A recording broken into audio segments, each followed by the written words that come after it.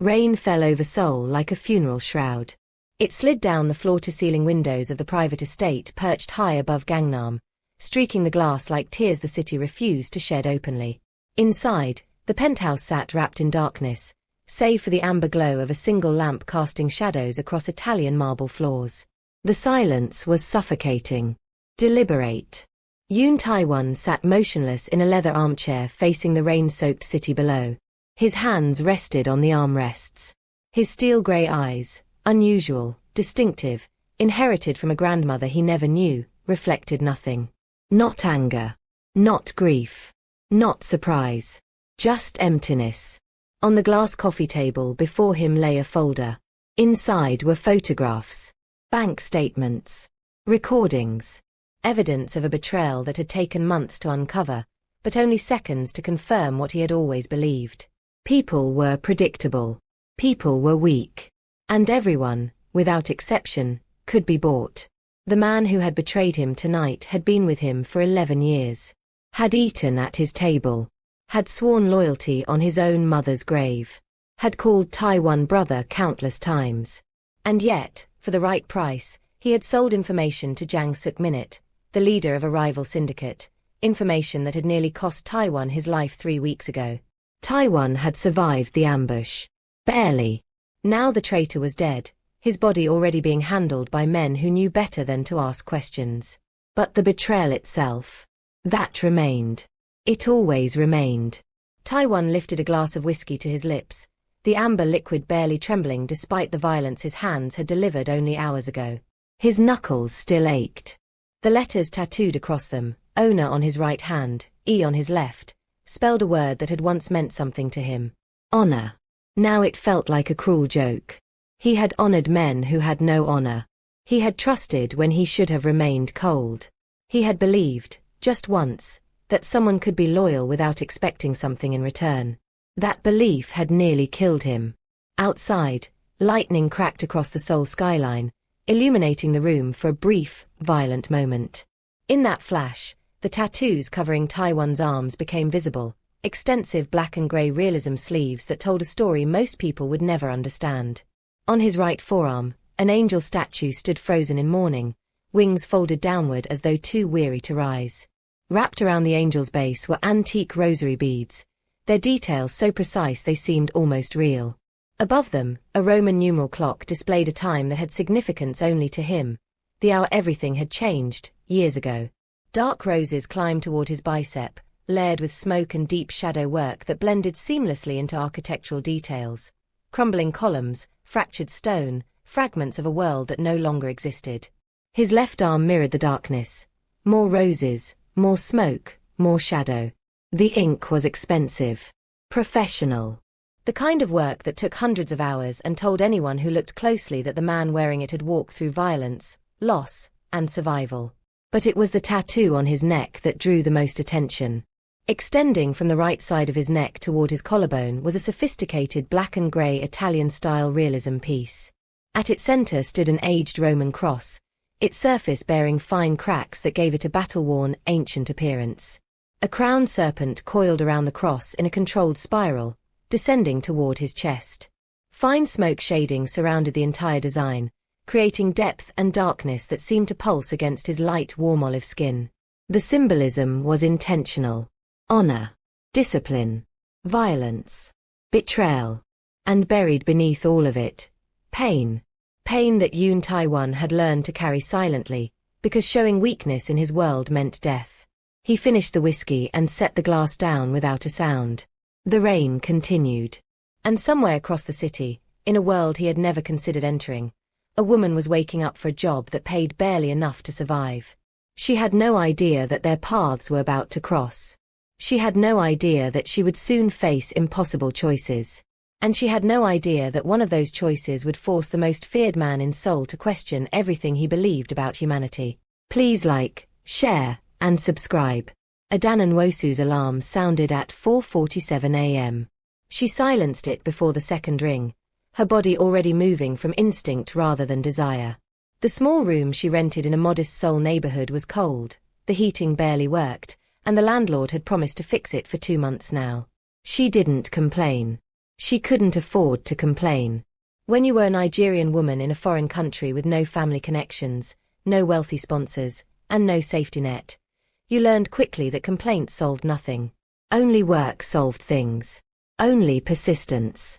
Only faith. And Adana had faith. Not in people. People had disappointed her too many times. But in something larger. Something she couldn't name but felt in her chest whenever she wondered if she would survive another month. She washed her face with cold water, braided her long black hair into a simple protective style, and dressed in the cleanest clothes she owned. A modest navy blouse with small buttons and a plain black skirt that reached her knees. Her shoes were practical, inexpensive, and beginning to show wear at the soles. She checked her reflection briefly. Deep brown skin. Warm dark eyes. High cheekbones. Full lips that used to smile easily but had learned to remain guarded. She looked tired. But tired was acceptable. Defeated was not. By 5:30 a.m., she was on the bus heading toward the upscale hotel where she worked as a cleaner. The ride took 40 minutes, weaving through Seoul's still sleeping streets before reaching the glittering towers of Gangnam. This was the irony of her existence. Every day, she cleaned luxury suites she would never afford to stay in. She washed sheets that cost more than her monthly salary. She polished bathrooms larger than her entire apartment. And every night, she returned to a cold room barely bigger than a storage closet. But she never complained. Not because she didn't feel the unfairness, she felt it deeply. But because complaining required energy she couldn't spare. Survival demanded all of her. The Lumiere Grand Hotel was one of Seoul's most exclusive establishments, a towering monument to wealth where politicians, celebrities, and businessmen conducted affairs both legal and otherwise behind closed doors. Adana had worked there for 8 months. In that time, she had seen things that taught her the wealthy were not inherently better than anyone else. They were simply better at hiding their vices. The drunk executive who threw a bottle at her because she entered his room at the scheduled cleaning time. The actress who accused housekeeping of stealing jewelry that later appeared in her own handbag. The politician who left bruises on the woman who accompanied him. Bruises Adana noticed but couldn't speak about without losing her job. She had learned to remain invisible. To clean efficiently, quietly, and without drawing attention. To never meet the eyes of guests too directly. To exist in the margins of their gilded world. It was degrading. It was necessary. And she reminded herself daily that this was temporary, a stepping stone toward the nursing certification she was slowly working toward through online courses she could barely afford. One day, she told herself. One day, everything will be different. The morning shift passed without incident. By noon, Adana had cleaned 12 rooms, restocked 17 bathroom amenities, and ignored 2 inappropriate comments from a male guest who seemed to believe foreign workers existed for his entertainment. She was organizing her cleaning cart near the service elevator when the head housekeeper, Mrs. Kim, approached with an expression that suggested both urgency and displeasure. "There's a situation on the penthouse floor," Mrs. Kim said briskly. "A private guest has requested complete discretion. No regular staff. But we're short-handed, and the room needs attention immediately." Adana waited. "You speak the least Korean of anyone on staff," Mrs. Kim continued, which wasn't entirely true. Adana's Korean was functional, learned through necessity, which means you're less likely to understand things you shouldn't. "Go. Clean. Don't speak unless spoken to. Don't look at anything. Don't ask questions." Adana nodded. She had learned that questions rarely helped people in her position. The penthouse floor required a special keycard that Mrs. Kim provided with visible reluctance. The elevator rose silently, smoothly, the kind of luxury that announced itself through absence rather than presence. No rattling. No hesitation. Just effortless ascent. When the doors opened, Adana stepped into a private hallway unlike anything on the lower floors. The carpet was thick. The lighting was soft. The air itself seemed different, quieter, heavier, scented with something expensive she couldn't identify. There was only one door at the end of the hallway. She approached it, knocked twice, and waited. No answer. She knocked again, then used the master key card to enter. The penthouse suite was enormous, a sprawling space of dark wood, Italian marble, and floor-to-ceiling windows that showcased Seoul's skyline like a private masterpiece. The furniture was minimal but expensive. Everything was black, grey, or white. Everything was clean, ordered, controlled. Except for the blood. Adana froze. There were drops of blood on the marble floor near the entrance to what appeared to be a private office. Not a trail, just drops. Scattered. As though someone had been walking while injured and hadn't bothered to address the wound. Her first instinct was to leave. This was not her concern. This was not her responsibility. She was a cleaner, not a witness. Getting involved in the affairs of wealthy guests, particularly wealthy guests who left blood on marble floors, was dangerous. She should turn around. Report that the room was occupied. Let someone else handle it. She should protect herself. But then she heard it. A low groan from the office. Pained. Suppressed. Human. And despite every survival instinct she possessed, Adana moved toward the sound. The office was dimly lit, its curtains drawn against the midday sun. A man sat behind a massive darkwood desk, his back to the door. His posture was rigid despite his obvious pain. He was dressed in a black tailored suit, the jacket discarded on the floor, his white shirt partially unbuttoned and stained with blood at the shoulder. He was wrapping his own wound, clumsily, one-handed, with the kind of stubbornness that suggested he had refused help from anyone else. Adana should have left. Instead, she spoke. "You're doing it wrong." The man went completely still. Then, slowly, he turned. And Adana felt something shift in the room, a change in pressure, in temperature, in the very air she was breathing. He was tall. Even seated, she could tell he would tower over her when standing. His build was lean but muscular, his shoulders broad beneath the blood-stained shirt. His skin was a light warm olive tone, and his black hair was slicked back with a kind of precision that suggested control was not optional for him. It was survival. But it was his eyes that stopped her. Steel grey. Cold. Assessing. Dangerous. The eyes of a man who had seen terrible things. Done terrible things. And had stopped apologizing for any of them long ago. His gaze swept over her, the cleaning uniform, the practical shoes, the modest clothing, and something in his expression shifted. Not softening. Just cataloging. "Who are you?" His voice was low, controlled, with a slight rasp that suggested pain he refused to acknowledge. "Housekeeping," Adana said, surprised by the steadiness of her own voice. "The hotel sent me. I didn't request housekeeping. I was told the room needed attention." "It doesn't." They stared at each other. Adana should have apologized and left. That was the appropriate response. That was the safe response. Instead, she looked at the blood seeping through his inadequate bandage and said, "Your shoulder needs proper attention. You're losing blood." His eyes narrowed. "And you would know this how?" "I was training to be a nurse before." She stopped herself. Her past wasn't his concern. "I know enough. That wound won't close properly with what you're doing. You need pressure. Elevation. Probably stitches." For a long moment, he simply watched her. Then he said, very quietly, "Most people would have left the moment they saw blood." "I'm not most people." Clearly. He tilted his head slightly, studying her with an intensity that should have frightened her. "What's your name?" She hesitated. Names were personal. Names connected you to people. "Adana," she said finally. He repeated it slowly, as though testing the weight of it. "Adana." Then he stood. The movement was fluid despite his injury, the kind of physical control that came from discipline and training. He crossed the distance between them with predatory grace, stopping close enough that she had to tilt her head back to meet his eyes. The tattoo on his neck was clearly visible now, the aged Roman cross, the crowned serpent, the smoke shading that gave the design an almost living quality. His arms, partially exposed where his sleeves had been rolled up, showed glimpses of the black and grey ink covering his forearms. He was terrifying. He was magnetic. And Adana realized, with sudden clarity, that she had made a terrible mistake by not leaving when she had the chance. "I could call someone," she offered, her voice slightly less steady now. "A doctor. Security." "No. You're injured." I've been injured before. His steel-grey eyes held hers without blinking. I'll survive. What I want to know is why you're still standing here. I told you. I was sent to.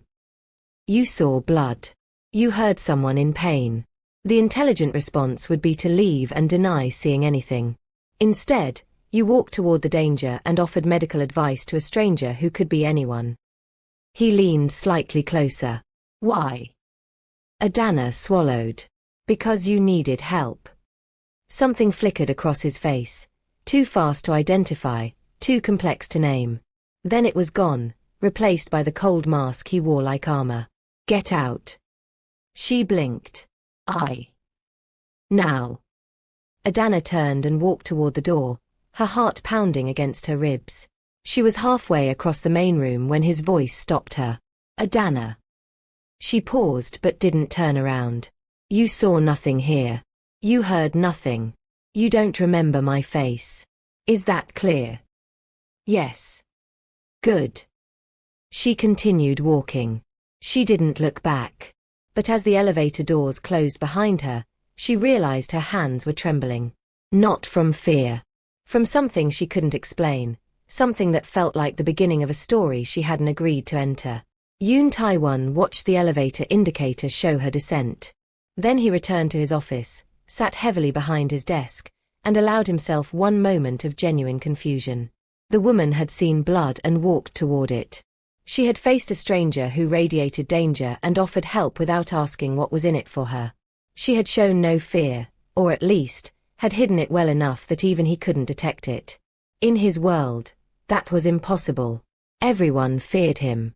That was the foundation of his power. Fear ensured loyalty. Fear ensured compliance. Fear ensured that betrayal came with consequences too terrible to risk. Yet this woman, this cleaning woman in practical shoes and a modest uniform, had looked him in the eye and told him he was bandaging his wound wrong. Tae-won poured himself another whiskey with his uninjured hand. She was nobody. A hotel worker. Probably desperate for money, like everyone else. He would never see her again. And even if he did, it wouldn't matter. People were all the same. Eventually, everyone revealed their true nature. 2 weeks passed. Adana told no one about the man in the penthouse. Not her co-workers. Not the head housekeeper. Not even her closest friend, a Nigerian woman named Chidera who worked at a restaurant in Itaewon and called her every Sunday to complain about rude customers and ask when she was finally going to meet a nice man. You work too much, Chidera said during their latest call. Work, study, work, study. No fun. No dates. You're going to become an ajumma before you're 30. Adana laughed despite herself. I'll have fun when I can afford fun. Fun is free. Go for a walk. Smile at a handsome man. Eat something delicious and don't think about money for 5 minutes. I'll add it to my schedule. Adana. I'm fine. Chidera. Really. But she wasn't entirely fine. Something about the encounter had stayed with her, a splinter lodged somewhere she couldn't reach. The man's steel-grey eyes. The blood on his shirt. The way he had watched her like he was trying to solve an equation that didn't balance. She found herself thinking about him at odd moments. While cleaning rooms. While studying medication interactions on her cracked tablet. While lying awake in her cold apartment, listening to the city breathe outside her window. She didn't know his name. She didn't know what he did or why he had been injured. But she remembered his voice when he'd repeated her name. Adana. Like he was filing it away somewhere important. The second encounter happened on a Tuesday. Adana's shift had ended late due to a VIP event that required extra cleaning staff. By the time she left the hotel, night had fallen over Seoul, and the streets of Gangnam glittered with neon and luxury. She was walking toward the bus stop when she noticed the commotion. A small crowd had gathered near the entrance of an alley, not a concerned crowd, but an entertained one. The kind of crowd that formed when someone else's misfortune became public spectacle. Adana moved closer and saw what was happening. A homeless man, elderly, thin, dressed in layers of filthy clothing, was being harassed by 2 younger men in expensive suits. They weren't touching him directly, but they were blocking his path, mocking his appearance, kicking at the cardboard he had been using as a bed. The crowd watched. Some laughed. No one intervened. Adana felt the familiar tightness in her chest, the anger she had learned to suppress because expressing it rarely changed anything. But tonight, something snapped. Maybe it was exhaustion. Maybe it was the accumulated weight of months spent being invisible. Maybe it was the memory of steel-grey eyes watching her like she was somehow different from everyone else. She pushed through the crowd and stepped between the homeless man and his tormentors. Stop. The two men stared at her like she had sprouted a second head. What did you say? One of them demanded in Korean. His breath smelled like expensive alcohol. I said stop. He's not bothering anyone. Leave him alone. The man's companion laughed. Who is this? Hotel staff? A maid? Go back to whatever country you came from, the first man said, his lip curling. This isn't your business. I'm making it my business. For a moment, they seemed genuinely uncertain how to proceed. Violence against a foreign woman in public would create complications. But backing down in front of a crowd wounded their pride. Then the first man made a decision. He stepped forward and shoved Adana, not hard enough to injure, but hard enough to send her stumbling backward. She caught herself, straightened, and didn't move. Leave, she said quietly. Now. Something in her voice, or perhaps something in her eyes, made them hesitate. And then a black sedan pulled to the curb with the kind of silent authority that demanded attention. The door opened, and Yoon Tae-won stepped out. He was dressed impeccably, black tailored suit, no tie, his white shirt open at the collar just enough to reveal the edge of his neck tattoo. His black hair was slicked back perfectly. His steel-grey eyes surveyed the scene with an expression of cold boredom. But Adana knew, somehow, that he had seen everything. The two men who had been harassing the homeless man went pale. Sir, one of them stammered, bowing quickly. We were just. I know what you were doing. Taiwan's voice was quiet. Controlled. More frightening than if he had shouted. The question is why you thought it was acceptable to do it on my street. His street. Adana felt the air change. The crowd sensed danger and began dispersing. The two men looked like they wanted to sink into the pavement. Apologize to the man you were tormenting, Taiwan said. They hesitated. I don't repeat myself. The apologies were hasty, terrified, utterly insincere. But the homeless man didn't seem to care. He was already gathering his belongings and retreating into the shadows. When the two men were gone, practically fleeing, Taiwan turned his attention to Adana. And suddenly they were standing face to face again, in the neon glow of a Gangnam night, the city swirling around them like a dream. You, he said. Me, she agreed. You intervened. Yes. For a stranger. A homeless man you've never met. Yes. He was silent for a long moment. When he spoke again, his voice held something she couldn't identify. Why? Adana met his gaze directly. Because it was the right thing to do. The right thing to do, he repeated slowly. And what did you expect to gain from it? Gain? Yes. Recognition. Praise. The homeless man's gratitude. A story to tell your friends about your heroism. She stared at him. I expected nothing. Everyone expects something. Then I suppose I'm not everyone. The corner of his mouth twitched. Not quite a smile, but close enough. So you've told me before. They stood there, two impossible people occupying the same impossible moment. Around them, Seoul continued its relentless rhythm. Cars rushing past, music spilling from nearby clubs, couples walking hand in hand toward destinations they'd forget by morning. You're injured, Taiwan said finally. Adana blinked. What? He nodded toward her arm. She looked down and realized that when she'd been shoved, she'd scraped her elbow against something, probably the brick wall behind her. Blood was seeping through her sleeve. It's nothing, she said. And yet you noticed my injury 2 weeks ago. That's different. You were losing significant blood. And you were approaching a stranger who could have killed you without consequences. She lifted her chin. Could you have? Yes. The honesty was jarring, terrifying, and somehow, completely freeing. But you didn't, she said. No. Why not? For the first time, something human flickered behind his steel-grey eyes. I don't know, he admitted. And the words seemed to surprise him as much as they surprised her. Taiwan's driver, a stern-faced man who hadn't left the sedan, was clearly uncomfortable with the situation. Sir, he said carefully, we should go. Minutes people have been spotted in the area. Taiwan ignored him. You need that wound cleaned, he told Adana. There's medical equipment in my car. I'm fine. I'll take care of it at home. Your home is 40 minutes away by bus. The wound will worsen. Get in the car. I don't get into cars with men I don't know. You know me. I know you had a bullet wound 2 weeks ago and refused professional help. That's not knowing someone. He almost smiled again. I'm Yoon Taiwan. That doesn't tell me anything about who you are. It tells people in this city everything they need to know. Then I suppose I'm not from this city. This time, he did smile, briefly, barely, just a slight curve of his lips that disappeared as quickly as it appeared. Get in the car, Adana. I'll treat your wound, and my driver will take you wherever you want to go. No obligations. No expectations. She should have refused. Every survival instinct told her to refuse.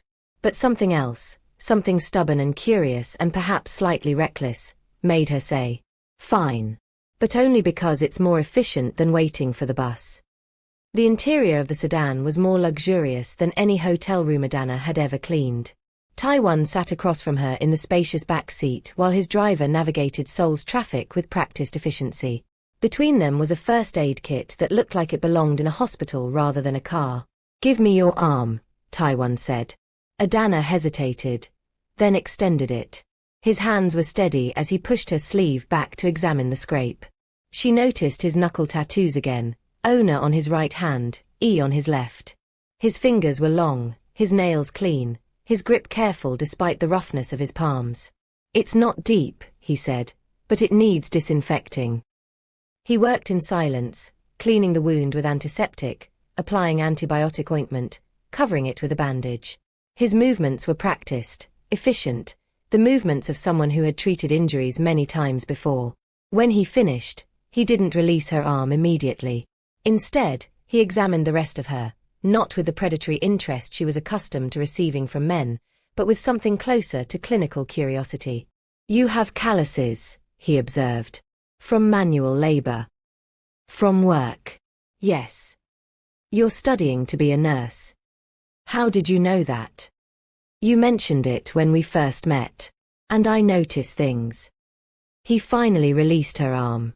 Why nursing? Why not something more lucrative? Because nursing helps people. And I want to help people. Why? She met his gaze. Because someone helped me once, when I had nothing. And I promised myself I would do the same for others.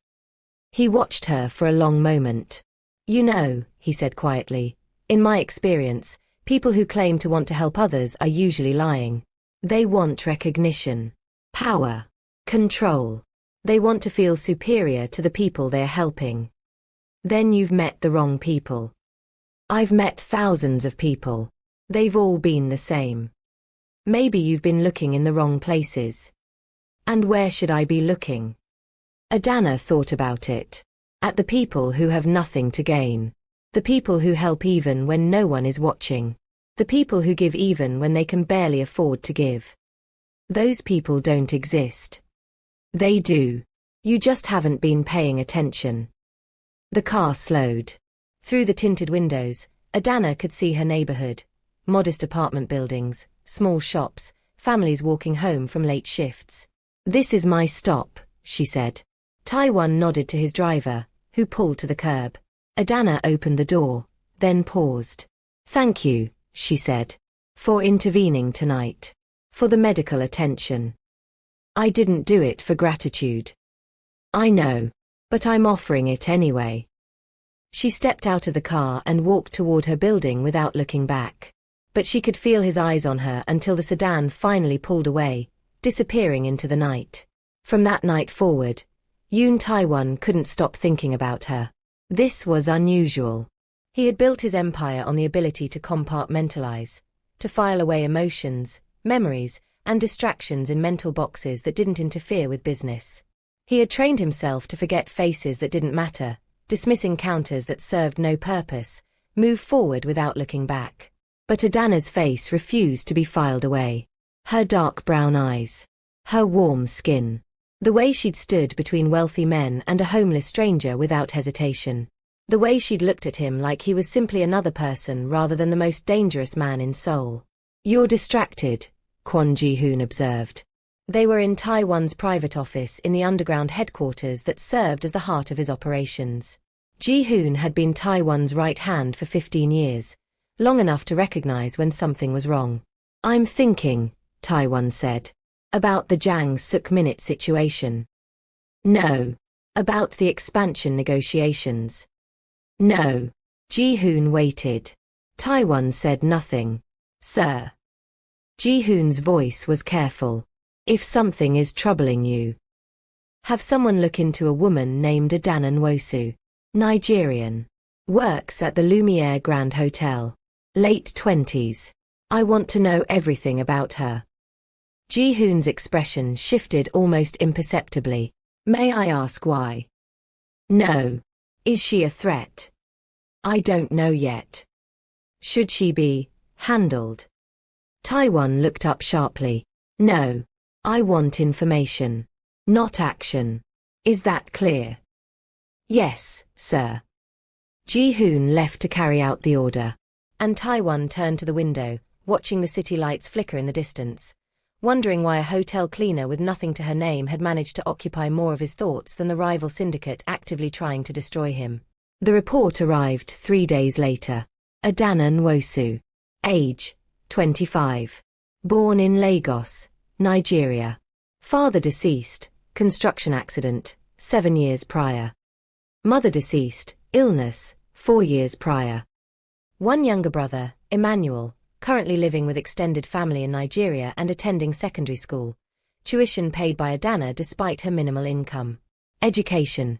Completed nursing training in Nigeria but certification not valid in South Korea. Currently enrolled in online courses to obtain Korean nursing credentials. Work history. Multiple cleaning and service jobs since arriving in Seoul 3 years ago. No criminal record. No known associates in illegal activities. No debts to anyone dangerous.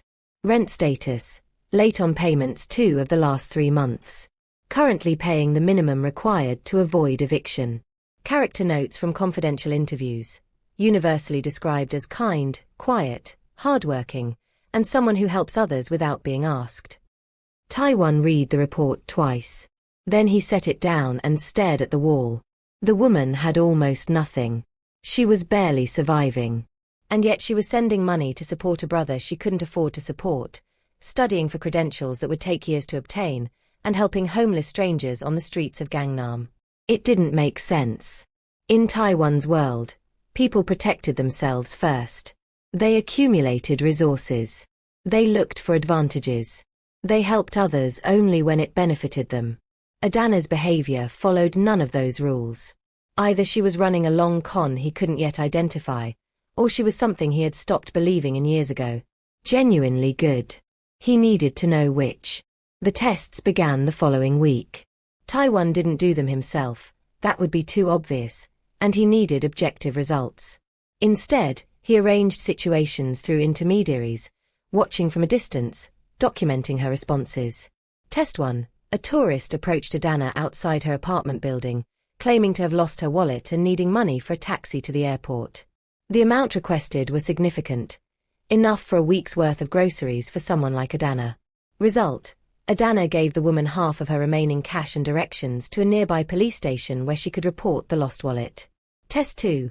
A hiring manager contacted Adana about a well-paying job that would require her to provide confidential information about hotel guests. The compensation would have covered her rent for 3 months. Result: Adana declined. When pressed, She stated that she would rather struggle financially than betray people who trusted her employer to protect their privacy. Test 3. A charity collector appeared at her door, representing an organization that didn't exist, asking for donations for children in need. Result: Adana gave what little she had and asked if she could volunteer her time on weekends since she couldn't afford to give more money. Taiwan reviewed each report with growing fascination. She wasn't performing. She didn't know she was being watched. There was no audience, no recognition, no benefit to her choices. She simply helped because she believed it was right. Taiwan hadn't believed in right or wrong for nearly 2 decades. But watching this woman's consistent, unrewarded goodness created something uncomfortable in his chest, something that felt almost like doubt. "You're becoming obsessed." Dr. Han Emire didn't mince words. She had been Taiwan's personal physician for 8 years and had earned the right to speak bluntly through competence, discretion, and an absolute refusal to be intimidated. "I'm conducting research," Taiwan said, "into a hotel cleaner. Into human behavior. You've never shown interest in human behavior before. You've shown interest in human manipulation, human weakness, human predictability." She set down the medical file she'd been reviewing. "This woman is different." "I don't know yet." "But you want to know?" "Yes." Emire studied him with the clinical attention she applied to everything. "When did you last sleep properly?" "That's not relevant." "Your shoulder wound is healing slowly. That suggests stress, inadequate rest, or both." She paused. "What is it about this woman that's affecting you so much?" Taiwan was silent for a long moment. Then he said, "She helped someone, without expecting anything in return." "Many people do that." "No, they don't. They help when they expect gratitude, or recognition, or leverage. They help when it makes them feel good about themselves. They help when it creates social obligation." He looked at Emire. She helped a homeless man who couldn't even thank her properly. She gave money she couldn't afford to lose. She refused opportunities that would have improved her life because they required compromising her principles. "And this disturbs you?" "It contradicts everything I know about people." "Maybe what you know about people isn't complete." Taiwan's jaw tightened. "I've learned what I know through experience. Painful experience. People are selfish. People are weak. People will betray you the moment the price is right. And yet this woman hasn't. She hasn't been tested properly. From what you've described, she's been tested multiple times. Not at the stakes that matter." Taiwan stood and walked to the window. "Everyone has limits. Everyone has a price. I just haven't found hers yet." Emire watched him for a moment. "And when you find it, what then?" "Then I'll know she's like everyone else. And I can stop." "Stop what?" He didn't answer. But Emire, who had known him longer than almost anyone, understood what he couldn't say. "Then I can stop hoping she might be different." The 4th test was the most important. Taiwan designed it himself, calibrating every detail to maximize pressure and minimize the possibility of false results. Adana would be offered something irresistible: a full nursing scholarship at a prestigious Seoul university. Tuition covered. Living expenses included. A guaranteed job placement upon graduation. There was only one catch. To receive the scholarship, she would need to provide information about another applicant, a young Korean woman named Yuna who was competing for the same limited spot. The information requested wasn't criminal, but it was private. Yuna's financial hardship, her father's gambling debts, her mother's history of mental illness. The scholarship committee would use this information to evaluate whether Yuna was stable enough for the program, which they would decide she wasn't. Adana would win. Yuna would lose. And Taiwan would finally have his answer. The offer came through a well-dressed administrator who visited Adana's apartment on a Saturday afternoon. Taiwan watched through surveillance equipment he'd installed in the hallway, close enough to see her reaction, far enough to remain undetected. The administrator explained the scholarship opportunity, the prestige, the complete financial coverage, the life-changing potential. Adana listened with cautious hope on her face. Then the administrator explained the required information about Yuna. And Taiwan watched hope drain from Adana's expression, replaced by something harder, colder. No, she said. The administrator blinked. I'm sorry. I won't provide private information about another person. Find another way to make your decision. Ms. Nwosu, I don't think you understand the significance of this opportunity. I understand perfectly. Adana stood, signaling that the conversation was over. I've wanted to become a nurse since I was 16 years old. I've worked jobs that exhausted me, lived in apartments that embarrassed me, and delayed my dreams for years because I couldn't afford to pursue them. She opened the door. But I won't hurt someone else to help myself. That's not who I am. That's not who I want to become. And if your scholarship requires betraying a stranger, then your scholarship isn't worth having. The administrator left, clearly shaken. And Taiwan sat in his surveillance van 3 blocks away, staring at his screens with an expression his men had never seen before. Something between shock and devastation. She had refused. She had been offered everything she'd worked years to achieve. And she had refused because accepting meant harming someone she'd never met. He thought of his own history. The choices he'd made. The people he'd hurt. The compromises he'd justified because survival demanded them. And he realized, with a clarity that felt like violence, that Adana Nwosu was not like everyone else. She was not like anyone he had ever known. And that terrified him more than any rival syndicate ever could. The final encounter happened on a night when the rain returned. Taiwan wasn't supposed to be anywhere near Adana's neighborhood. He had no business there, no logical reason to take his evening drive through streets that held nothing of strategic importance. And yet, he told his driver to stop when he saw her. She was standing under a narrow awning outside a small convenience store, watching the rain, clearly waiting for it to ease enough to walk home without ruining the textbooks she carried in a plastic bag. He told his driver to wait. Then he stepped out of the car and approached her. She didn't seem surprised to see him. Yoon Taiwan, she said. Adana Nwosu.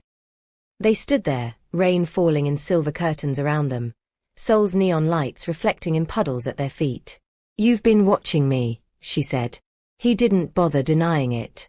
Yes. Why? Because I needed to understand something. What? He stepped closer. The awning was small.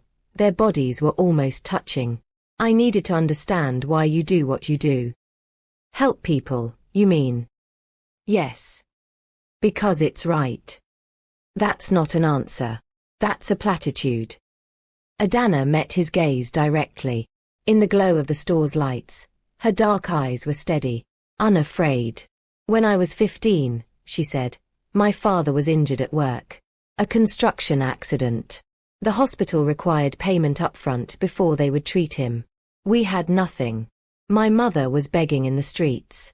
I was praying to a god I wasn't sure existed. Her voice was calm, but Taiwan could hear the history beneath it, the weight of memory, the scar tissue of old wounds. A stranger paid for his treatment. An older man we'd never met. He had no connection to our family. He expected nothing. He simply saw a need and filled it. She paused. My father lived another 4 years because of that man. For years I would never have had otherwise. So you help others because someone once helped you. I help others because that's the only way the world gets better. One person at a time. One choice at a time. She tilted her head slightly. Why do you do what you do? Taiwan was silent. You're powerful, Adana continued. Wealthy. Feared. You could do anything with those resources. Help anyone. Change anything. Instead, you test strangers to see if they'll betray you. Her voice softened. What happened to make you stop believing in people? The question landed like a blade. No one asked him questions like that. No one dared. And yet this woman, with her worn shoes and her plastic-wrapped textbooks and her refusal to compromise her principles even when it cost her everything, stood before him and asked what had broken him. It doesn't matter, he said. It does. Why? Because you're still here. asking me questions, watching me help strangers, looking for something.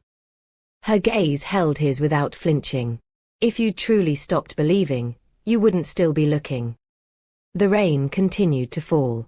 Taiwan thought of the betrayals, the violence, the blood, the loss. He thought of every person who had proven him right about humanity, and he thought of this woman who, against all evidence and all logic, seemed determined to prove him wrong. Everyone has a price, he said. What's yours? Adana was quiet for a moment. Then she said, my price is this. I need to be able to look in the mirror and not hate what I see. I need to sleep at night knowing I didn't hurt anyone who didn't deserve it. I need to die someday knowing I left the world a little better than I found it. She paused. That's my price. And you can't pay it with money. Taiwan stared at her. And for the first time in nearly 20 years, he felt something crack inside his chest. Not breaking, cracking. Like ice over a river that had been frozen too long. There's a man named Jang Suk-minute, he said quietly. He leads a rival syndicate. He's been trying to destroy me for years. And I recently discovered. He stopped. Discovered what? Taiwan looked at her, really looked, past the surface, past the immediate moment. I recently discovered that the homeless man you helped 3 weeks ago, the one those men were harassing, is connected to him. That man gathers information for Suk-minute, watches locations, reports movements. Adana's expression didn't change, but something flickered in her eyes. You helped someone who works for my greatest enemy, Taiwan continued. You gave money you couldn't afford to a man who could have used that interaction to report your existence to people who would hurt you to hurt me. I didn't know who he was. I know. That's what makes it so. So what? He struggled to find the word. Extraordinary, he finally said. And terrifying. The rain was beginning to ease. Adana's bus would arrive soon. But neither of them moved. I'm not going to stop helping people, she said quietly. Even if it's dangerous. Even if some of them don't deserve it. That's who I am. I know. And you're not going to stop testing me. Watching me. Trying to find proof that I'm like everyone else. I don't think I can stop. Even if I wanted to. Something passed between them, an acknowledgement, a recognition, a beginning. Then I suppose we're at an impasse, Adana said. I suppose we are. Her bus appeared at the end of the street, its lights cutting through the rain. Good night, Yoon Taiwan. Good night, Adana. She stepped into the rain and walked toward the bus stop. And Taiwan watched her go, knowing that everything had changed. Knowing that the woman walking away from him had just done the impossible. She had made him hope again. And that was the most dangerous thing that had happened to him in 20 years. 3 days later, Ji-hoon delivered news that changed everything. Jang Suk-minute knows about her. Taiwan's blood went cold. How?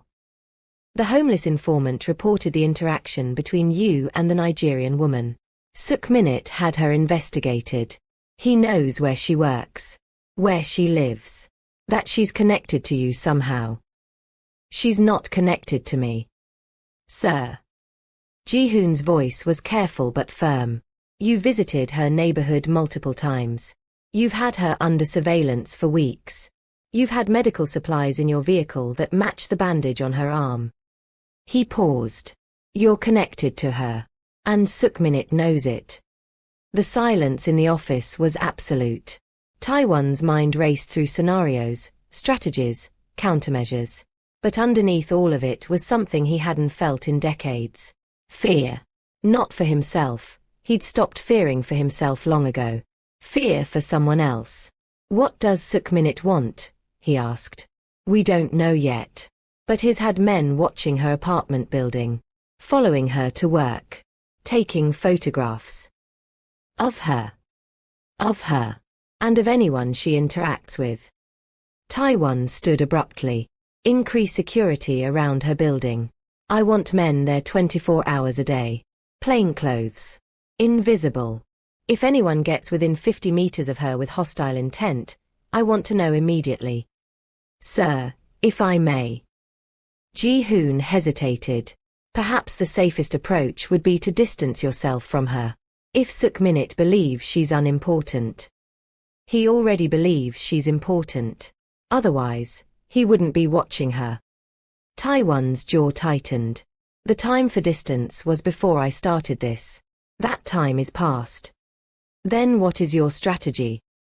Taiwan looked out the window at Seoul's glittering skyline. For years, he had protected his empire through strength, through fear, through calculated violence. He had never allowed anyone to become a vulnerability, never given his enemies a target they could exploit. And now, without meaning to, he had done exactly that.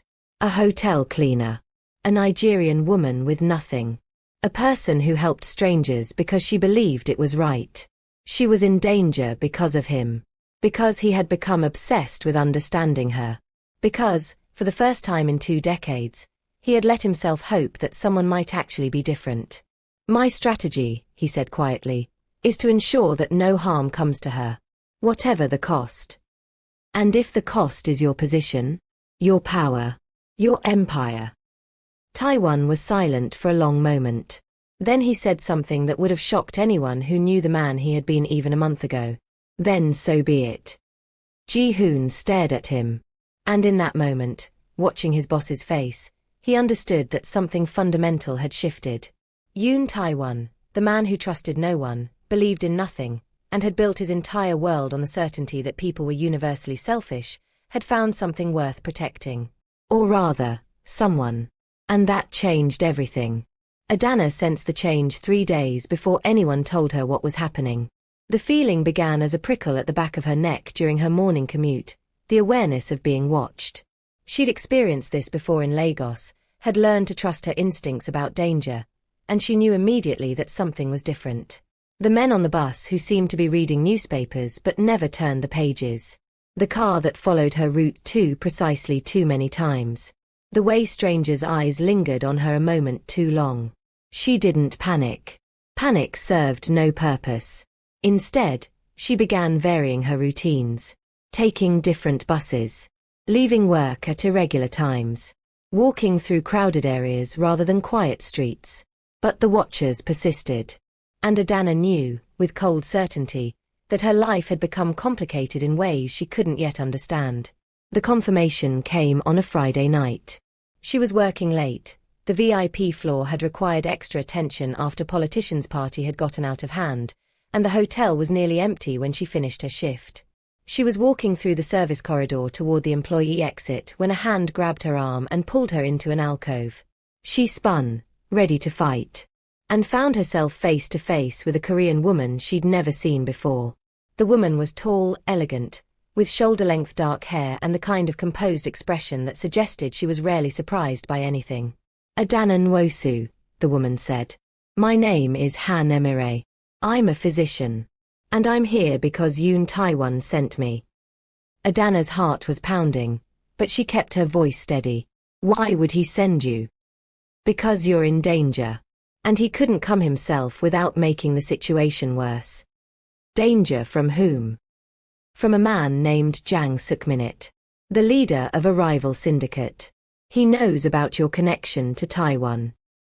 I don't have a connection to Taiwan. You do. Emire's expression was almost sympathetic. You may not understand it yet. He may not have explained it properly. But in the world these men inhabit, connection isn't about formal relationships. It's about attention, interest, vulnerability. She paused. Taiwan has shown all 3 where you're concerned. And his enemies have noticed. Adana absorbed this information. The watching. The following. The prickling at the back of her neck. It all made sense now. What do they want from me? Leverage. Anything they can use against him. Information, if you have it. Your safety, if threatening you would hurt him. Your life, if ending it would damage him. I don't know anything about his business. That doesn't matter to them. Then what am I supposed to do? Emre studied her for a moment. Taiwan has offered you protection. A safe location. Security that would ensure you're not harmed. In exchange for what? Nothing. Adana laughed, a sharp, humorless sound. Nothing. From a man like him. I know it's difficult to believe. But I've known Taiwan for 8 years. I've never seen him act this way about anyone. He's not trying to control you or use you.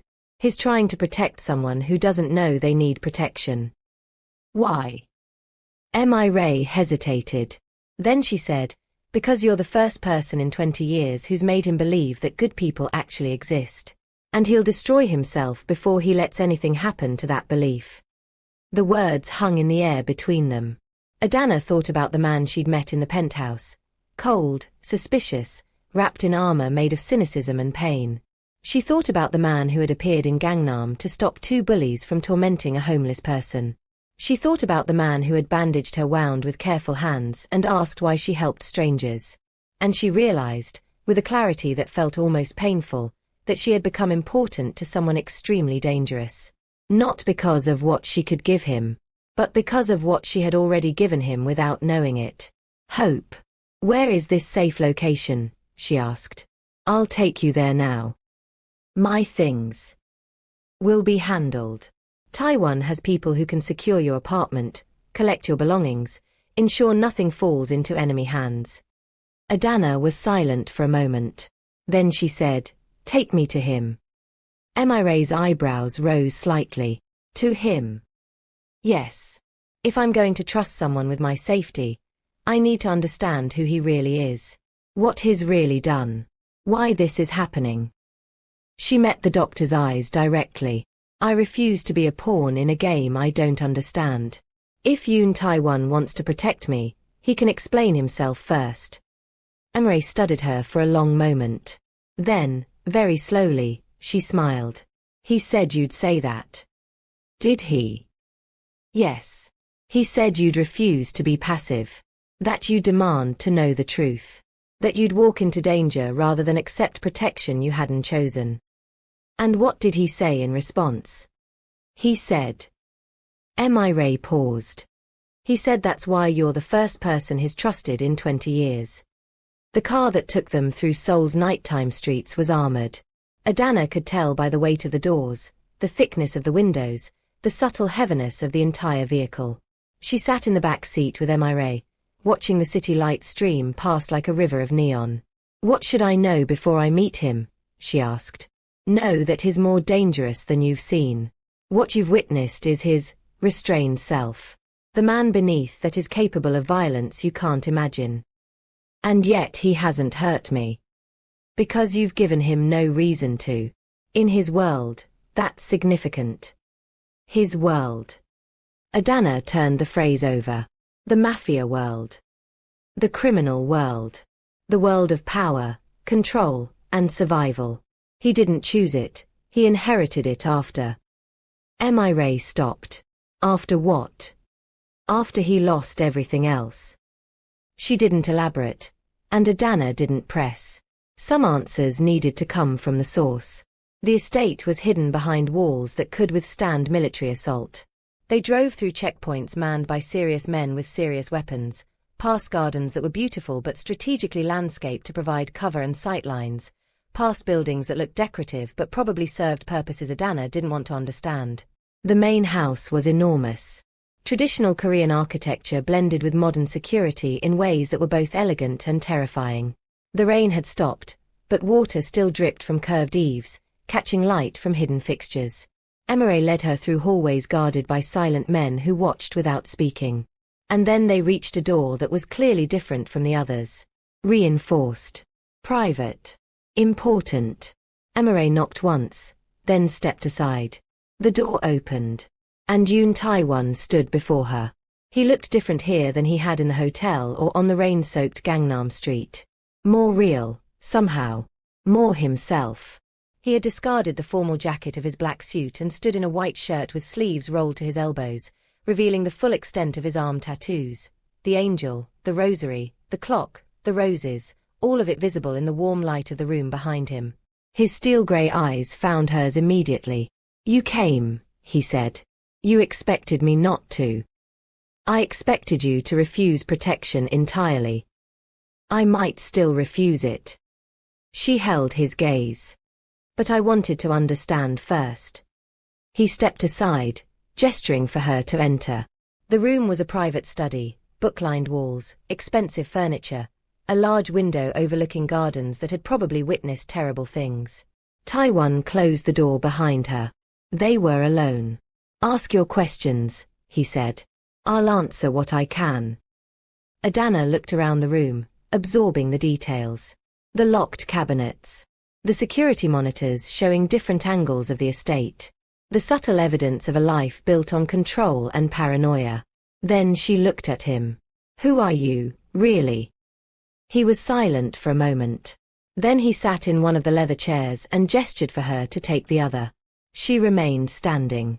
I am Yoon Taiwan, he began. I control one of the largest criminal syndicates in Seoul. My business includes gambling, protection, real estate, and transportation.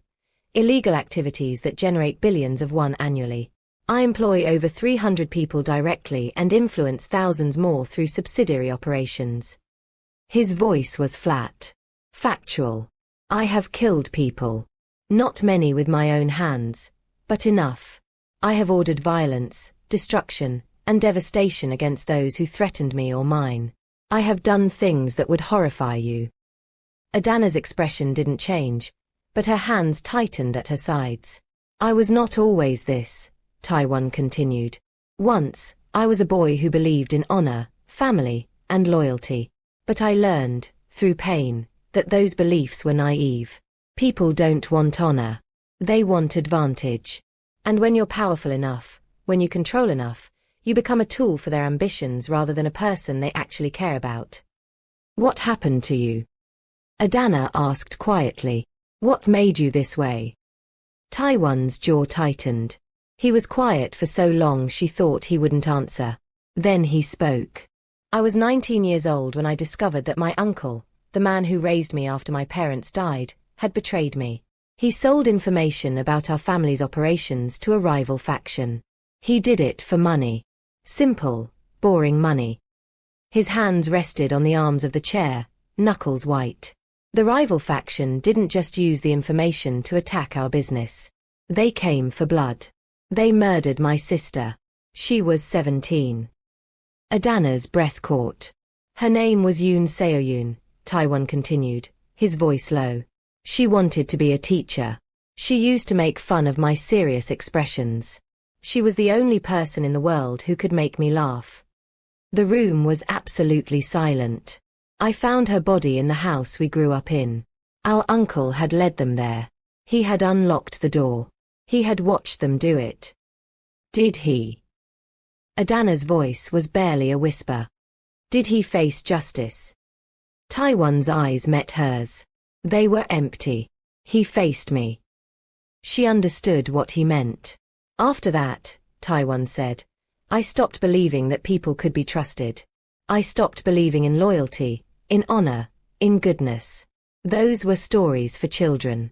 The real world was filled with people who would sell their own families for the right price.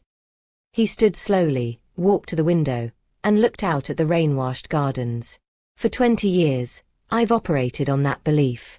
It has kept me alive. It has made me powerful. It has ensured that I'm never surprised by betrayal because I always expect it. He turned to face her. And then I met you. Adana held her breath. You have nothing, he said. No power. No wealth. No protection. Every day, you struggle to survive in a city that doesn't care about you. And yet, instead of protecting yourself, you help others. Instead of taking opportunities that would improve your life, you refuse them because accepting would require compromising your principles. He took a step toward her. You are impossible. You contradict everything I know. Everything I believe. Everything that has kept me alive. His voice dropped. And I cannot stop thinking about you. The confession hung between them like lightning. Adana felt her heart pounding against her ribs. I didn't ask for this, she said finally. I didn't ask to become important to someone dangerous. No, you didn't. And I'm sorry for it. What do you want from me? I want He stopped. Started again. I want to know if what you represent is real. If goodness actually exists. If there are people in this world who don't have a price. And if I am. If there are. Then everything I've believed for 20 years has been wrong. His steel grey eyes held hers. And I don't know what to do with that. Adana was quiet for a long moment. Then she said, I am not a symbol. I'm not a test subject for your philosophical questions. I'm a woman trying to survive, just like everyone else. I make choices that feel right because that's who I was raised to be. Because my parents taught me that kindness matters. Because I watched a stranger save my father's life and decided I wanted to be that kind of person. She took a step toward him. I don't know if I can change what you believe. I don't know if I should try. But I do know this. You saved a homeless man from bullies. You treated my wound when you could have ignored it. You're protecting me now from enemies I didn't know I had. Her voice softened. That's not the behavior of a man who's stopped believing in goodness. That's the behavior of a man who's terrified to admit he still believes in it. Taiwan stared at her. And for the first time since she'd met him, she saw something vulnerable in his expression. Something young. Something wounded. Something that had been waiting 20 years for someone to see it. Stay, he said quietly. Let me protect you until this threat is neutralized. After that, you can go wherever you want. You never have to see me again if that's your choice. And if that's not my choice? He seemed genuinely uncertain how to respond. What do you mean? Adana took another step forward. They were close now. Close enough that she could see the faint scars on his hands, the tension in his shoulders, the way his breath had become slightly uneven. I mean, she said, that I've just learned I'm in danger because a powerful man became interested in me. I've just learned that man has killed people, ordered violence, and built an empire on cynicism and control. She reached out and did something no one had done to Yoon Taiwan in years.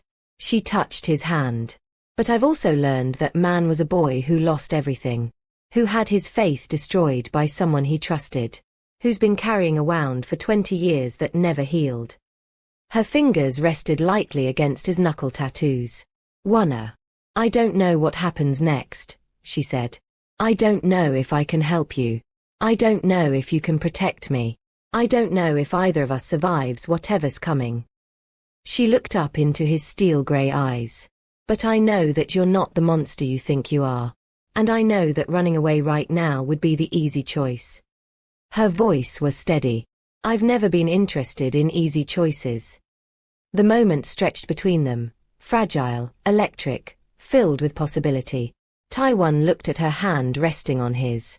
No one touched him without permission. No one touched him at all unless they wanted something. And yet this woman, who had every reason to fear him, who had learned the terrible truths of his life, was standing before him with her fingers against his skin, offering what he hadn't even known he needed. Connection. Before he could respond, before he could say the words forming in his throat, his phone buzzed with an emergency alert. He pulled it from his pocket and read the message. His expression changed instantly, softening vulnerability replaced by cold, professional danger. What is it? Adana asked. He looked at her. The man you helped 3 weeks ago. The homeless informant. They found him dead tonight. Sukminit had him killed. Adana's face went pale. But I know. You only gave him money. You only treated him with kindness. But Sukminit doesn't understand kindness.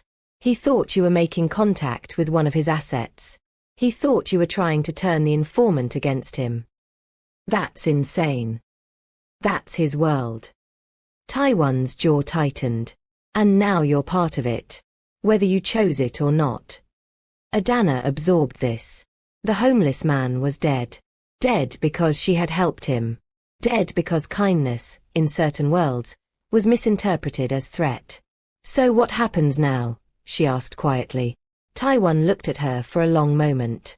Then he said words that would echo through both their lives. Now we find out what you're really made of. The news of the homeless man's death settled over Adana like a shroud. She sat in one of Taiwan's leather chairs, her hands folded in her lap, staring at nothing. The room was silent except for the distant sound of rain beginning again outside, Seoul weeping for a man whose name she had never learned. She had given him money. She had looked him in the eye when others looked away. She had treated him like a human being. And now he was dead. This isn't your fault. Taiwan's voice cut through her thoughts. He stood near the window, his silhouette dark against the rain-streaked glass. You can't know that, Adana said quietly. I can. Sukminit was already suspicious of him. He'd been feeding us information for months. Small things, movements, schedules. Sukminit discovered the betrayal before you ever spoke to him. Your interaction simply accelerated the timeline. So he would have died anyway. Yes. That doesn't make me feel better. It's not supposed to. Taiwan turned to face her. It's supposed to make you understand the world you've entered. In this world, kindness is often misread. Good intentions create consequences you can't predict. And innocent people die while monsters thrive. Adana looked up at him. Is that supposed to convince me to stop being kind? No. His voice softened almost imperceptibly. It's supposed to prepare you for the cost of remaining kind. She absorbed this. Then she asked, what do you need me to do? Taiwan seemed surprised by the question. Do? You said we're going to find out what I'm made of. That implies action, not just hiding. She stood, meeting his gaze directly. I'm not going to sit in a safe house while people die because of me. If I'm part of this now, I want to understand it. All of it. He studied her for a long moment. Most people in your position would want distance, protection, ignorance. I'm not most people. The corner of his mouth twitched, that almost smile she was beginning to recognize. No, he agreed. You're not. The days that followed were an education in a world Adana had never known existed. Taiwan didn't shield her from his operations. Instead, he explained them, methodically, clinically, without apology or justification. He showed her the legitimate businesses that served as fronts, real estate holdings, transportation companies, entertainment venues. He explained how money moved through systems designed to obscure its origins. He introduced her to the hierarchy of his organization, the lieutenants, the specialists, the soldiers who enforced his will. She met Ji-hoon properly during her second day at the estate. The right-hand man was exactly as she'd imagined from his brief appearances. Tall, athletic, impeccably dressed in a black tailored suit, his short black hair precise and his dark brown eyes missing nothing. He treated her with cautious respect, the wariness of a man who had spent 15 years protecting his boss from threats both external and internal. You're trying to determine if I'm a threat, Adana observed during their first real conversation. Ji-hoon's expression didn't change. I'm trying to determine what you are, Ms. Nwosu. Threat is only one possibility. What are the others? Asset. Liability. Distraction. He paused. Miracle. Miracle. I've served Taiwan for 15 years. In that time, I've seen him trust exactly 3 people, and 2 of those betrayed him. He trusted you within weeks of meeting you. Ji-hoon's voice held something that might have been wonder. Either you're the most sophisticated manipulator I've ever encountered, or you're exactly what you appear to be. And what do I appear to be? Genuine. He said the word like it was foreign to him. Authentic. Someone who actually believes that helping others matters. Is that so unusual? In this world, it's almost unheard of. Adana's medical training became unexpectedly valuable. On her 4th day at the estate, one of Taiwan's men was brought in with a knife wound, the result of a confrontation with Sukminit's people that had escalated beyond the usual boundaries. Dr. Han Mi was en route but delayed by traffic and security protocols. The man was bleeding heavily. Without thinking, Adana took over. She applied pressure to the wound, called for supplies, directed the panicking subordinates with calm authority. When Mi finally arrived, the patient was stabilized, his bleeding controlled, his vital signs steady, his life no longer in immediate danger.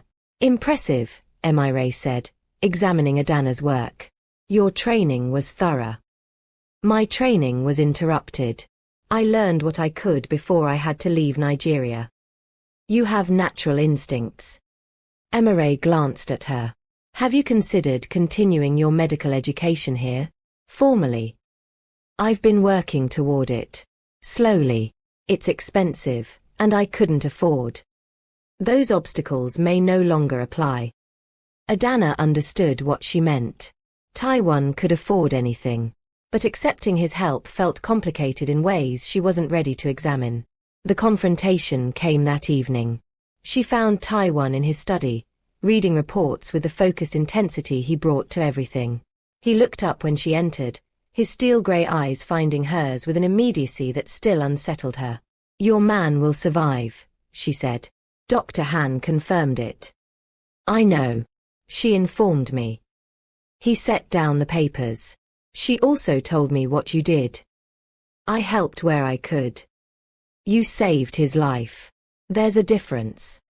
Adana moved further into the room. I want to talk about something else. About what? About the scholarship. Taiwan's expression shifted slightly. Guarded. What scholarship? The one you arranged. The one where I was supposed to betray another applicant to win a spot in a nursing program. She stopped in front of his desk. That was you. He was silent for a moment. Then, yes. It was a test. Yes. And when I refused, what did you learn? That you would sacrifice your own dreams rather than harm a stranger. His voice was low. That your principles weren't flexible. That you were exactly what you appeared to be. And that satisfied your curiosity. He seemed to struggle with the words. It made everything worse. Worse. Because I wanted you to fail. His jaw tightened. I wanted you to take the opportunity. To prove that everyone, given enough pressure, will choose self-interest over integrity. That would have confirmed everything I believed. Everything that kept me safe. But I didn't fail. No, you didn't. He stood and walked around the desk, stopping close enough that she could smell his cologne, expensive, subtle, warm. And now I don't know what to do with you. You don't have to do anything with me. I'm not a problem to solve. You're right. You're not a problem. His eyes held hers. You're the answer to a question I was afraid to ask. What question? Whether any of it was worth it. The violence. The control. The isolation. The years of believing that trust was weakness and kindness was manipulation. His voice dropped. I built walls around myself so high that I forgot what I was protecting. And then you appeared, a woman with nothing, who gave everything, who refused to compromise even when it cost her, and those walls started to crack. Adana's heart was pounding. I'm not trying to change you, she said quietly. I know. That's what makes it so effective. Something raw flickered in his expression. You're not trying to manipulate me. You're not performing for my benefit. You're simply being who you are. And who you are is destroying everything I thought I knew about people. The rain continued outside. Inside, the air between them had become charged, heavy with things unsaid, possibilities unexplored. What do you want from me? Adana asked. The same question she'd asked before, but different now. Deeper. Taiwan looked at her for a long moment. Then he reached out and touched her face. His fingers were gentle against her cheek, careful, almost reverent, as though she was something precious he was afraid to break. I want to believe that what you are is real, he said. I want to believe that the world contains people who choose goodness without expectation of reward. I want to believe that I haven't wasted 20 years hating humanity for the sins of a few. His thumb traced her cheekbone. I want, he said quietly, to deserve someone like you. Adana covered his hand with her own. You don't have to deserve me, she said. You just have to let yourself trust again. I don't know if I can. Then let me show you. One day at a time. They stood there, connected by touch and silence and the fragile beginnings of something neither had expected. And outside, Seoul's rain fell like a benediction, washing away old wounds, making space for new growth. The weeks that followed existed in a strange suspended state between danger and domesticity. Adana remained at the estate while Taiwan's people worked to neutralize the threat from Suk Minute. She studied nursing materials in the estate's library, a vast room filled with books she suspected Taiwan had actually read. She assisted Mi Ray with medical matters. She learned the names and faces of the people who worked for Taiwan, and she treated them with the same kindness she showed everyone. It created an odd effect. Men who had seen terrible things, done terrible things, found themselves responding to her with a gentleness they'd forgotten they possessed. They held doors. They asked about her studies. They brought her tea without being asked. "You're disrupting the natural order," Ji-hoon told her one afternoon. He said it without hostility, almost with admiration. "How so?" "These men are trained to be hard, efficient, emotionless. You're making them remember they are human." "Is that bad?" Ji-hoon considered the question. "It's complicated. Humanity is a vulnerability. In our world, vulnerability gets you killed. But isn't humanity also what makes protecting things worthwhile?"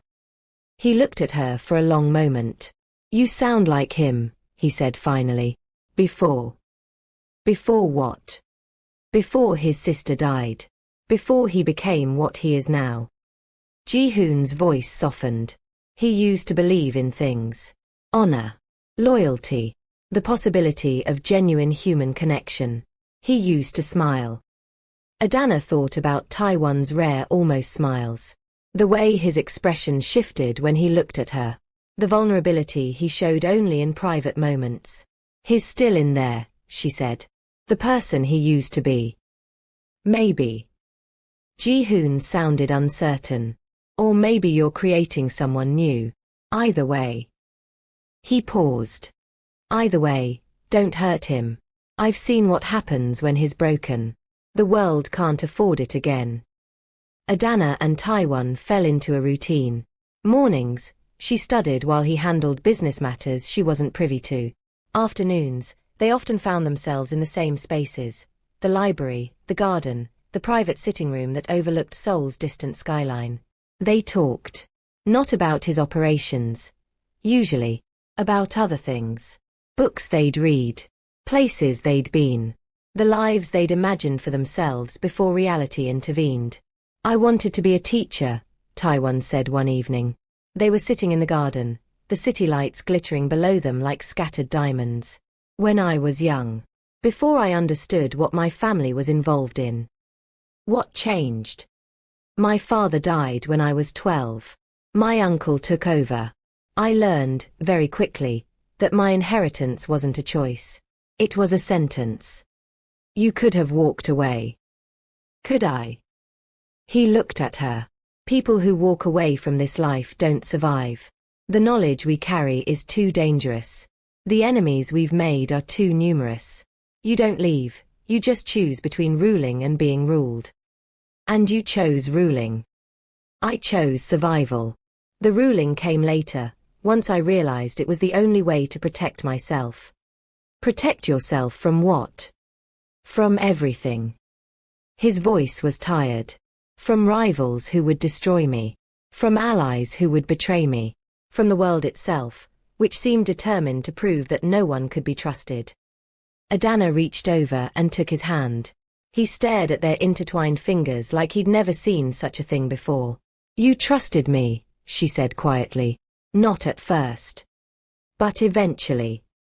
"Eventually." He turned their hands over, studying the contrast, her deep brown skin against his lighter olive complexion. Against every instinct. Against all evidence and experience. Against 20 years of believing that trust was the same as weakness. "Why?" "Because you were different." His steel-gray eyes met hers. "Because every test I designed to expose your selfishness showed me your integrity instead. Because you helped people who could give you nothing. Because you refused opportunities that would have improved your life simply because accepting them would have compromised your principles." His thumb traced circles on the back of her hand. "Because when you looked at me, you didn't see a monster or an opportunity or a threat. You saw a person. And I had forgotten what that felt like." The night was quiet around them. "Taiwan," Adana said softly. "Yes. I'm not staying because I'm grateful for your protection. And I'm not staying because I feel obligated." She squeezed his hand. "I'm staying because I choose to. Because I see who you could be. Because somewhere underneath all the armor and the violence and the cynicism, there's a man who wanted to be a teacher and lost his sister and built walls to survive a world that was too painful to face." She leaned closer. "I'm staying because you deserve a chance to heal. And I want to be part of that healing." Taiwan's breath caught. No one had ever offered him healing. No one had ever suggested he deserved it. "I don't know how to be normal," he admitted.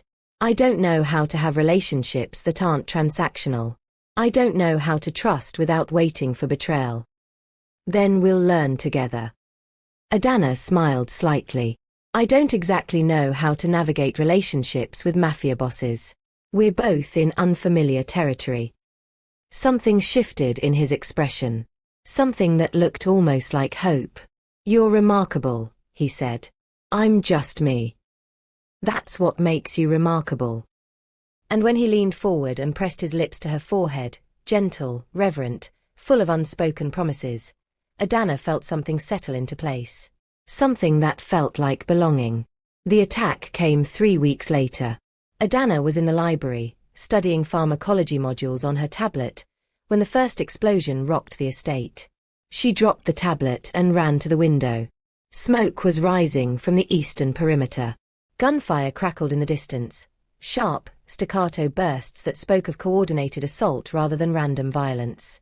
The door burst open and Ji-hoon appeared, his face tight with controlled urgency. "Ms. Nwosu. Come with me. Now." "What's happening?" "Sukminit's people have breached the outer perimeter. We're evacuating to the safe room." "Where's Taiwan?" "Coordinating the defense. He'll meet us there." Adana followed Ji-hoon through corridors that had become familiar over the past weeks. Staff members rushed past them with weapons and equipment. The sounds of combat grew closer. They were halfway to the safe room when the second explosion hit. The blast threw Adana against the wall. She felt the impact, the disorientation, the ringing in her ears. When she looked up, Ji-hoon was struggling to rise, blood streaming from a gash on his forehead. "Go," he said, his voice distant through the ringing. "The safe room is down the hall. Third door on the left. Go." "I'm not leaving you. I can't protect you if I'm unconscious." He gripped her arm with surprising strength. "Taiwan will never forgive either of us if something happens to you. Go. Now." She hesitated for only a moment. Then she ran. The third door on the left was exactly where Ji-hoon had said. Adana punched in the emergency code she'd been given during her first week at the estate and felt the heavy door slide open. The room beyond was reinforced concrete, a bunker designed to withstand almost anything. She was about to step inside when she heard the voice. "Don't." She froze. A man emerged from the shadows of the adjacent corridor. He was tall, broad-shouldered, dressed in an expensive dark suit that seemed incongruous with the violence occurring around them. His black hair was slicked back, his dark eyes cold with calculated malice. Jang Suk-minit. She recognized him from the photographs Taiwan had shown her. The rival. The enemy. The man who had ordered the homeless informant's death. "You must be her," Suk-minit said, approaching slowly. "The Nigerian woman who made Yoon Taiwan forget himself." Adana didn't respond. She was calculating the distance to the safe room, her chances of reaching it before he reached her, the possibility of fighting back against a man who clearly had training she lacked. "He's usually smarter than this," Suk-minit continued. "Usually too paranoid to let anyone close. But you." He tilted his head, studying her with clinical curiosity. "What did you do to make him so careless?" "I didn't do anything." "No." He smiled, a cold expression that didn't reach his eyes. "You didn't make him believe in humanity again? You didn't convince him that kindness was real? You didn't turn a perfectly rational sociopath into a sentimental fool who can't see threats clearly because he's too busy protecting a hotel cleaner?" Adana's jaw tightened. "He sees threats just fine," she said. That's why your attack is already failing. Sukminit's smile faltered. Is it? As if in answer, the sounds of combat began to shift. The gunfire was moving, not closer, but further away. Defensive rather than offensive. Your men are being pushed back, Adana observed. This wasn't a full assault. It was a distraction. You wanted to reach me while everyone else was occupied. But you underestimated how quickly Taiwan's people could respond. Sukminit's expression hardened. Clever, he admitted. Perhaps he keeps you around for more than your moral purity. He keeps me around because I choose to stay. That's something you wouldn't understand. And what do you get from staying? Money, protection, status. Nothing you could measure. Then you're a fool. Maybe. Adana stood her ground. But I'm a fool who's buying time right now. And every second we spend talking is another second for his people to find us. Sukminit's eyes narrowed. Then he moved. He was fast, faster than she'd expected. His hand closed around her arm before she could reach the safe room door, yanking her away from safety with brutal efficiency. You're right that I underestimated him, Sukminit said quietly. I won't make that mistake with you. He produced a knife, small, sharp, professional, and pressed it against her throat. Let's see how much his humanity is worth when he has to choose between his empire and your life. They found her an hour later. Taiwan burst through the door of the secondary warehouse where Sukminit had taken her, his men flowing behind him like shadows. His suit was ruined, torn, blood-stained, marked by the violence of the past hour. The tattoos on his arms were clearly visible where his sleeves had been damaged. But his eyes were the most frightening thing. Steel grey and absolutely empty. The eyes of a man who had moved past anger into something far more dangerous. Adana was tied to a chair in the center of the warehouse. Her face bore a bruise from where Sukminit had struck her during an interrogation attempt. Her wrists were raw from the bindings. But she was alive. Sukminit stood behind her, his knife still pressed against her throat. Yoon Taiwan, he said, smiling. So predictable. I knew you'd come alone. I'm not alone. Your men don't matter. They won't act while I hold her life. Sukminit's smile widened. You've given me exactly what I needed, a weakness. A pressure point. Something you care about more than your empire. Let her go. Why would I do that? She's the most valuable asset I've acquired in years. Sukminit pressed the knife closer. A thin line of blood appeared on Adana's throat. Here's what's going to happen. You're going to surrender control of your operations to me. You're going to hand over your assets, your territories, your people. And in exchange, I won't kill the woman who made you weak. Taiwan was absolutely still. His eyes moved from Adana to Sukminit and back again. Adana, he said quietly. I'm sorry. She blinked. Sorry. I'm sorry I dragged you into this. I'm sorry I let myself get close to you. I'm sorry I became the reason you're in danger. His voice was low and controlled. But I want you to know something. How touching, Sukminit interrupted. A deathbed confession. I wasn't talking to you. Taiwan's eyes never left Adana's. I want you to know that you were right. About everything. About me. About humanity. About the possibility of trust. Something flickered in his expression. Something that looked like peace. You taught me that kindness isn't weakness. That trust is worth the risk. That some things matter more than survival. He took a breath. So I'm going to do something I've never done before. What's that? Sukminit asked mockingly. Taiwan's eyes finally shifted to his rival. And his expression changed. I'm going to trust someone else to save her. The warehouse doors exploded inward. Ji-hoon led the assault, dozens of men pouring through every entrance, overwhelming Sukminit's guards before they could react. The chaos was immediate and absolute. In the confusion, Taiwan moved. Not toward safety. Not toward cover. Toward Adana. He reached her chair just as Sukminit's knife began to move. His body intercepted the blade, taking it in his shoulder rather than letting it reach her throat. The pain was immediate, intense, secondary. His hands were already on the bindings, tearing them loose, pulling her free. "Run," he said. "Not without you. Run." Ji-hoon appeared beside them, firing toward the remaining resistance. "Sir, we need to move. Get her out. Now." "Taiwan." Adana's voice was desperate. He looked at her one last time. "I trust you," he said. "That's enough." Ji-hoon pulled her away, and Taiwan turned to face Sukminit alone. What happened next was never fully explained to Adana.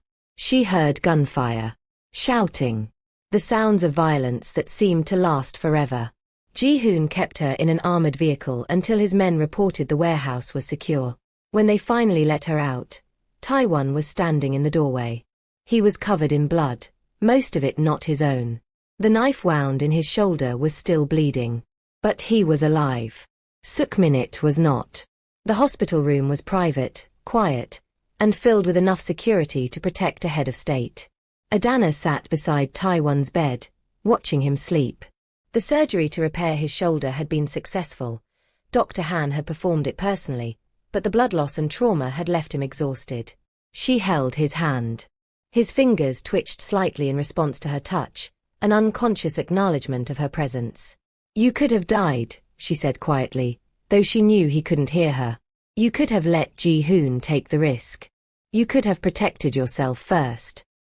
She looked at their intertwined hands, her deep brown fingers wrapped around his pale ones. "Instead, you protected me. You took a knife that was meant for my throat. You trusted your people to save both of us." Tears she hadn't realized were building began to fall. "You stupid, wonderful, impossible man. You chose me over your empire, over your safety, over everything you spent 20 years building." She lifted his hand to her lips and pressed a kiss against his bruised knuckles. The tattoo letters, Owner and E, spelled honor across his skin. "You're not the monster you think you are," she whispered. "You never were." He woke 3 hours later. His steel-gray eyes found her immediately, as though he'd known exactly where she would be. "You're here," he said. His voice was hoarse. "Where else would I be?" "Anywhere else. After what happened. After you saved my life. After I endangered it in the first place." He looked away. "If I hadn't become obsessed with understanding you. If I hadn't let myself get close. If I hadn't." "Stop." Her voice was firm. "Stop blaming yourself for caring about someone. Stop treating your humanity like a weakness. Stop acting like protecting me was a mistake." She stood and moved closer to his bed. "You want to know what happened tonight? You trusted your people. You put yourself between danger and someone you cared about. You acted like a man who believes in something beyond survival." Her hand found his cheek. "That's not weakness, Taiwan. That's strength. Real strength."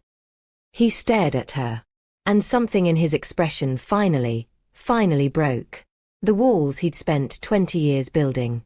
The armor he'd forged from pain and betrayal. The belief that trust was foolishness and kindness was manipulation. All of it crumbled.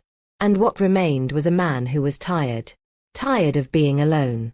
Tired of being afraid. Tired of pretending he didn't need the very thing she offered so freely. "I don't know how to do this," he admitted. "I don't know how to be what you deserve." "Then let me show you." She smiled through her tears.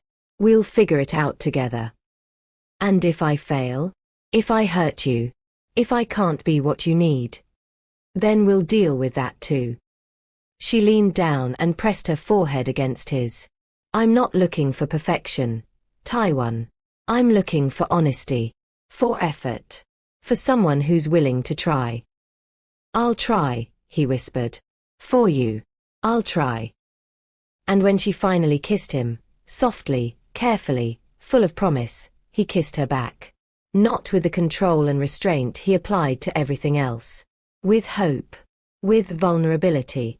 With the beginning of something he'd stopped believing was possible. The months that followed were a revelation. Sukminit's death created a power vacuum that Taiwan filled with surprising efficiency. Without his main rival, his operations expanded, but the expansion came with changes that confused his subordinates and alarmed his enemies. He began divesting from the most harmful aspects of his business. Gradually, carefully, in ways that preserved his power while reducing the damage he caused. "You're going legitimate," Ji-hoon observed, 6 months after the warehouse. "Or as legitimate as someone like you can be." "I'm tired of building things that hurt people," Taiwan replied. "The world has enough pain without me adding to it. This is because of her. This is because of me." Taiwan looked at his right hand. "She showed me who I could be, but the choice to become that person is mine." Ji-hoon studied his boss for a long moment. Then he smiled, an expression Taiwan hadn't seen on his face in years. "It suits you," he said. "What does?" "Hope." Adana enrolled in Seoul National University's nursing program 8 months after the attack. The scholarship was real this time, earned through her own merit, supported by her own dedication. Taiwan had offered to fund it privately, but she'd refused. "I want to do this myself," she'd explained. "I want to know that I earned it. Even if it takes longer. Even if it's harder. Especially then." She'd smiled at him. "Some things are worth struggling for." He hadn't understood at first. But he was learning. The trip to Nigeria happened 1 year after they'd met. Adana took him to Lagos, not the Lagos of tourist brochures, but the real Lagos. The Lagos of her childhood. The neighborhood where she'd grown up. The hospital where a stranger had saved her father's life.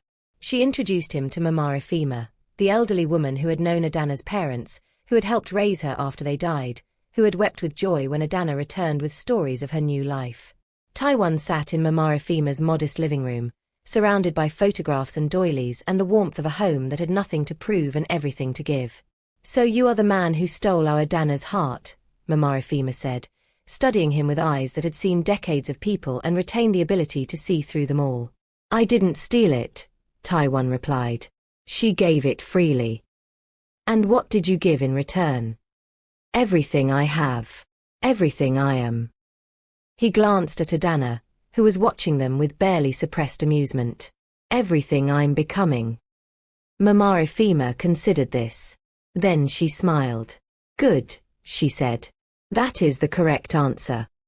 She served them jollof rice and fried plantains, and Taiwan ate every bite despite his unfamiliarity with the cuisine. She told stories about Adana as a child, her stubbornness, her compassion, her refusal to see anyone suffer without trying to help. "She has always been this way," Mama Efima explained. "Even when she was small. Even when her family had nothing. She would give her last bite of food to someone hungrier. She would sit with the sick and the elderly when other children played. She would carry other people's burdens as though they were her own." "That sounds exhausting," Taiwan observed. "It is." Mama Efima's eyes held his. "That is why she needs someone to carry her burdens sometimes. Someone to take care of the woman who takes care of everyone else." "I'm trying." "Try harder." Adana laughed. "Mama." "What?" "He needs to know." Mama Efima patted Taiwan's hand with unexpected affection. "You are rough on the outside. Anyone can see this. But she has seen something else. Something softer. Do not let her be wrong." "I won't." "Good." Mama Efima stood and began clearing dishes. "Now tell me about this business of yours. Adana says you are a businessman. What kind of business?" Taiwan hesitated. Adana gave him an encouraging nod. "I'm restructuring," he said carefully, "moving toward more legitimate enterprises. Real estate, transportation, entertainment." "And before the restructuring?" "I was less legitimate." Mama Efima raised an eyebrow. "I was involved in organized crime," Taiwan admitted. "I did things I'm not proud of. I hurt people. I built an empire on fear and violence." The room was very quiet. "And now?" Mama Efima asked. Now I'm trying to build something different. Something better. He met her eyes. Your daughter is teaching me that power doesn't have to mean cruelty. That strength can include kindness. That trust is worth the risk. Mama Ifema studied him for a long moment.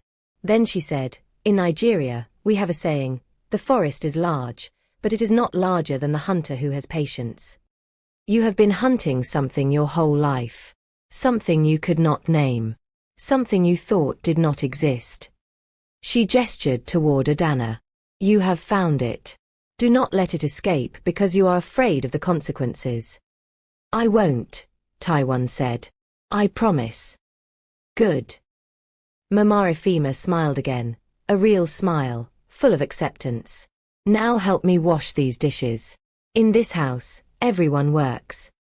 The proposal came 6 months later. Not in a fancy restaurant. Not with an expensive ring. Not with the elaborate displays that Taiwan could easily have afforded. It happened in his garden, under the same sky where they'd first truly talked. He took her hand and said, simply, you taught me that I was still human. You showed me that kindness wasn't weakness. You made me believe that love was possible. His steel-grey eyes were soft in the moonlight. I don't know if I deserve you. I don't know if I ever will. But I know that I want to spend the rest of my life trying to become someone worthy of your heart. He produced a ring, simple, elegant, a single diamond that caught the starlight. Adana Nwosu. Will you marry me?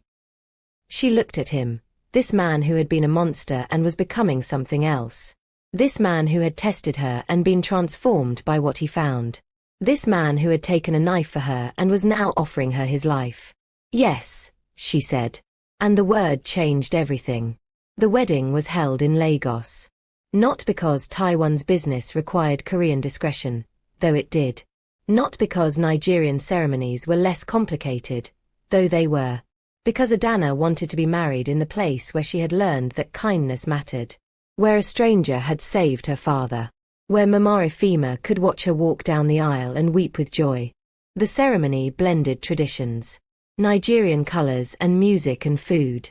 Korean elements that honored Taiwan's heritage. A fusion that represented who they were together. Two people from different worlds who had somehow found each other. Ji-hoon stood as Taiwan's best man. Dr. Han Mire sat in the front row, watching with the professional satisfaction of someone who had predicted this outcome long before either participant had accepted it. Mama Ifema gave Adana away. And when Taiwan lifted Adana's veil and saw her face, radiant with joy, glowing with love, more beautiful than anything he had ever seen, he finally understood what he had been missing all those years. Not power. Not control. Not fear. Connection. Trust. Love. The epilogue happened 5 years later. Taiwan's operations had transformed almost entirely. The criminal elements had been carefully divested, transferred to people he trusted, wound down, or legitimized. What remained was a business empire built on real estate, technology, and entertainment, vast, profitable, and largely legal. He still had enemies. He still had power. He still moved through the world with the dangerous grace of a man who had survived terrible things. But he was different now. Anyone who knew him could see it. The softness around his eyes when he looked at his wife. The patience he showed with his staff. The charity work that had become his second passion, funding scholarships for students who couldn't afford education, supporting healthcare initiatives in underserved communities, building the world he wished he'd been born into. You're becoming a philanthropist, Ji-hoon observed one afternoon. He was still Taiwan's right hand, still practical and cautious, still protective. But he smiled more now too. I'm becoming myself, Taiwan replied. For the first time in my life. The child arrived in their 4th year of marriage. A daughter. She had her mother's deep brown skin and warm eyes. She had her father's determined expression and stubborn chin. They named her Seoyun. After the sister Taiwan had lost. After the person who had taught him, long ago, what it meant to love someone without reservation. She would have adored you, Taiwan told Adana, watching their daughter sleep in her mother's arms. My sister. She would have seen you and known immediately that you were special. How do you know? Because she always knew. She could see people clearly, past the surfaces, past the pretenses. She would have looked at you and said, "This one is real. This one we keep." Adana smiled, tears sliding down her cheeks. "Then I hope our daughter inherited that gift." She did. Taiwan touched his daughter's tiny hand. "She has the best of both of us. Your compassion. Your strength. Your refusal to accept the world as it is instead of what it could be. And from you." He considered the question. "From me, she has the understanding that darkness exists. That the world can be cruel. That pain is sometimes unavoidable." He met Adana's eyes. "But also that light is stronger. That love survives. That even the most broken person can heal if someone believes in them." Adana leaned her head against his shoulder. "That's quite a legacy." "It's the truth." They sat together in the nursery, a Nigerian woman who had come to Seoul with nothing and found everything, a Korean man who had lost his faith in humanity and learned to believe again, and a child who represented the impossible made real. Outside, Seoul sparkled in the evening light. Inside, the family rested in peace. And if you were to ask Yoon Tae-won, years later, what had changed him, what single thing had transformed him from a monster into a man, he would not speak of violence or power or fear. He would not speak of his empire or his enemies or the blood he had spilled. He would speak of a hotel cleaner who helped a homeless stranger. A woman who gave money she couldn't afford to people who couldn't repay her. A person who looked at him, really looked, and saw not the monster he had become, but the human he had forgotten he was. "She didn't change me," he would say. "She reminded me who I was supposed to be." And that was the truth. Not transformation. Restoration. Not becoming someone new. Remembering who he had always been, buried under years of pain and fear and self-protection. Adana Nwosu hadn't saved Yoon Tae-won by being extraordinary. She had saved him by being exactly what she appeared to be. Genuine. Compassionate. Kind. Human. And in a world that had taught him to expect the worst from everyone, her simple, consistent goodness had been the most powerful force he had ever encountered. More powerful than fear. More powerful than violence. More powerful than all the walls he had built to protect himself from caring. Love, it turned out, was the answer to the question he had been afraid to ask. And he would spend the rest of his life being grateful that a poor Nigerian woman had walked into his world and refused to leave him in the darkness. The end.